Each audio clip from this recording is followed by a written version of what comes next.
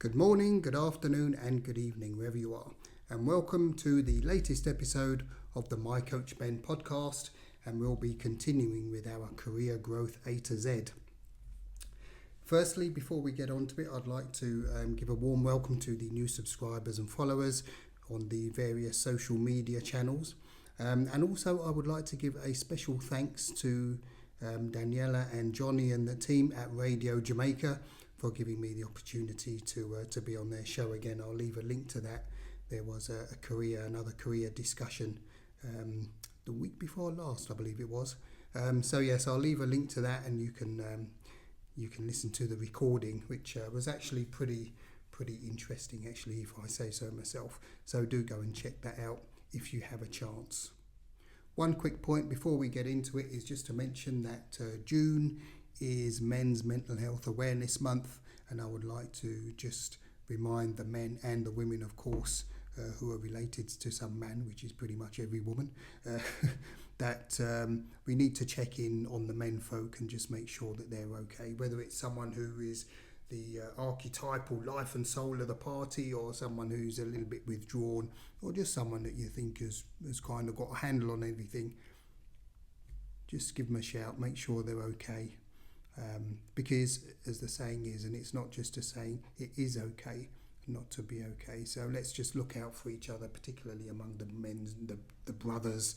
Let's take care of one another, and for the ladies, sisters, mums, girlfriends, daughters, etc., please do look after the men folk and just encourage them to speak up if something isn't right. As usual, remember to like, subscribe, press the notification bell as well, tell your friends, family, your colleagues, and let's continue to develop this project that has been going so very well up to now. So without further ado, let's get on to it. And following from last week's letter, which was J for journey, we will of course be examining the letter K, and the letter K this week is going to be for knowledge. As usual, let's begin with a definition, and if we go to the Oxford English Dictionary, we will see that the word knowledge is defined as facts, information and skills acquired through experience or education, the theoretical, practical understanding of a subject. And it gives a couple of examples there: a thirst for knowledge, or a considerable knowledge of antiques. There you go, may come in handy in summer. So let's break that down. Information and skills. Of course, information and skills is important in any line of work or any part of life if you want to progress. In terms of learning, information is given to us on various topics, and then it's up to us to build on that and to develop skills as a result of that information. And then it mentions it's acquired through, it says experience or education. And I think it's similar to what we covered in last week's episode, which was through the journey. And by that I mean over time we gain knowledge, we gain information, we gain skills, and we gain understanding. And it's not just through education, but it's just as we do our day-to-day jobs, relationships, we gain an understanding, we gain knowledge of people, we gain knowledge of our particular area of work, or maybe a hobby or something. So this is how we, what we would call acquiring, or how we can relate acquiring to knowledge. And then it refers to experience or education. This is an interesting one. We can look at the role of the formal education, so this can be whether it's some vocational education or some further education, maybe university, college, etc., or whether it's going to be the experience aspect of it, where one learns mostly on the job. And if I take myself as an example, I have gained knowledge of law and of finance as part of my journey. But then more recently, in the job that I've been doing actually for the last almost 30 years, that has come mainly through experience. There have been one or two kind of courses and things that I've done I've read quite a few books as well, where there have been topics that I need to brush up on or to acquire knowledge on. So I've done that. But a lot of it has been through experience, through collaboration with people. So that is an example of knowledge and how it can be acquired and the different ways. Of course, we're keeping this succinct here. We're not going into too much detail. But, as most of us know, there's more than one way to skin a cat. Let's look at it that way. And, the topic of experience or education are two things that we get from the definition. So that's the what. Let's move on to the how. How does one gain knowledge? How does one become knowledgeable? The first topic I've got on my list is maybe not the most important, but it is something which comes to mind, and this is through collaboration. Now, when I say collaboration, we can talk about knowledge maybe in the educational sense, but most topics advance through collaboration. So by collaboration, I mean, let's say you're working in finance, for example, and you would have been taught various elements and various things related to finance, but then through collaboration with other people, you can deepen that knowledge. You can gain more experience of some of the topics, and actually you may develop your own knowledge or your own experience or your own theories, if you like, to some of the things that you may have been taught. Sorry, let's use the correct grammar. And this is one of the things which it comes into every part of life, where knowledge is built upon knowledge, and it comes through collaboration and through working with other people in the same or similar field in order to deepen an understanding and gain more knowledge. The next one, of course, is education and training, and that's something we touched on the definition. And it's something that we all need to do if we want to progress in any particular field of work or any personal endeavour outside of the workplace. Education is something which it's a contentious one, I have to say, because often people feel that education may not cover the certain requirements of knowledge that is needed, but this is a topic for another day. But certainly, if you're talking about in the workplace, education is a must. If you want to work in whichever kind of field, let's say energy, the field I'm in, then it helps to understand about things like natural gas and calorific values, these kind of things. This is all knowledge that you have to gain along the way, and whether you do that through education, formal learning, there are many ways in which you can deepen your understanding and gain knowledge if you want to go into the energy industry, as an example. The next point I have is self-awareness. And self-awareness is vital if you want to gain knowledge in any field. Self-awareness, I mean in terms of knowing yourself, perhaps what you need to improve. And as you probably heard before, I always say, forget your weaknesses and focus on your strengths. But strengths also need to be improved, and that means you need a certain element of self-awareness where you can kind of, let's say you want to work in energy or something, and you know there is a topic that you're not really very sharp on, and then you need to be self-aware enough in order to say, okay, well, look, this is a particular weakness of mine. That's something I need to improve.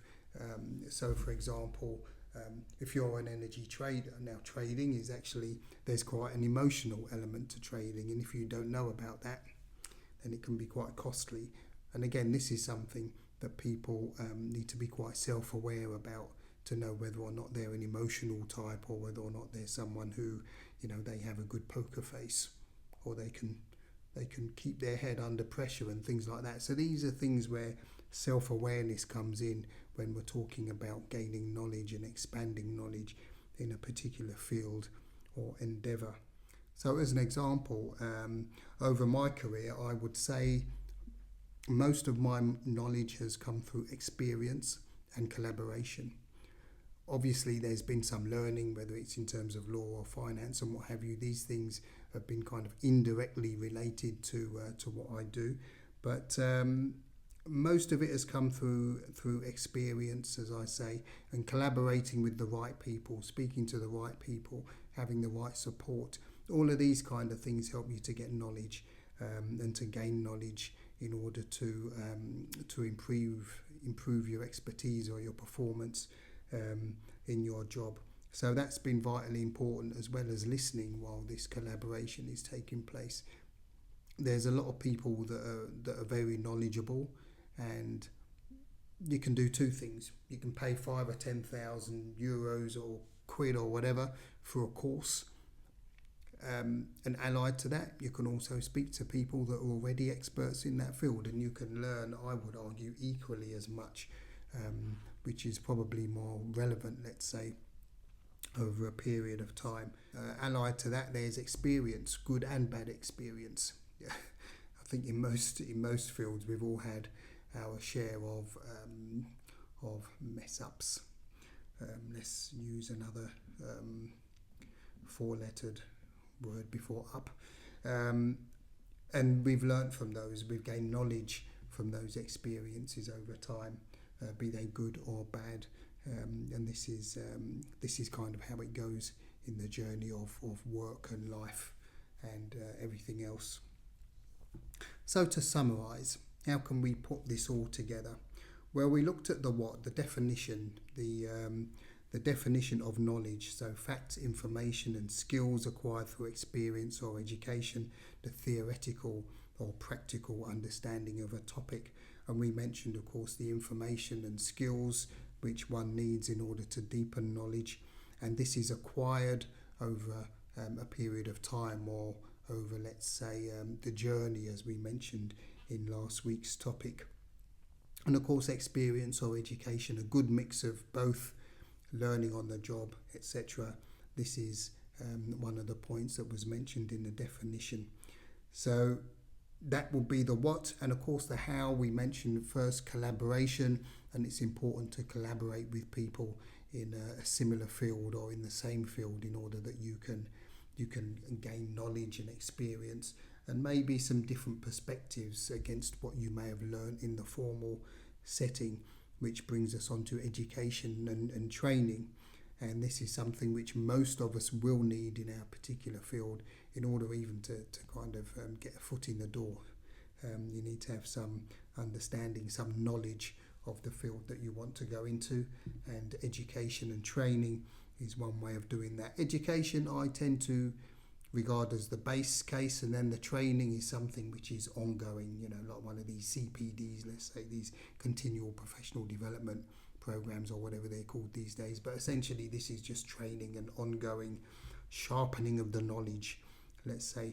And of course, self-awareness. You need to be aware, because education and training can only take you so far. And then after that, you need to be self-aware to be able to say, well, look, where am I falling short? What do I need to improve? Whether it's my personal self, or whether it's my knowledge of a certain topic, or knowledge of myself. So these are things that we need to look at. And then we just kind of went over the example of my career and how I have gained knowledge over the years through a mixture of experience and through formal education, etc., and of course collaboration, which has been probably one of the most important things, I would say. A lot of people in most fields would say they've picked things up on the job from a colleague, as opposed to their, professor in the uni saying, well, look, A, B and C. Usually it's the knowledge is gained through the practical collaboration with someone else. So on that note, I'm going to wrap it up there. Thank you very much for stopping by. One thing I would like to mention actually is that this month, June, is of course Men's Mental Health Awareness Month, and like most things, it doesn't extend, it doesn't just limit itself to 1 month. It's something that extends beyond that, and so I would like to just point that out. And if you've got a friend, the life and soul of the party, or you've got a friend who's a bit quiet, these things don't discriminate. So just check on your buddies, check on yourself. Just be honest with yourself, with your friends, and just make sure that people are okay, because a problem aired is a problem shared, as we know. So I just wanted to mention that. As usual, like, subscribe, press the notification bell, and let's continue to grow the community. And again, thank you very much for your time and for your attention, and of course for stopping by. And let's catch up in the next one. So peace until the next time. Your Coach Ben.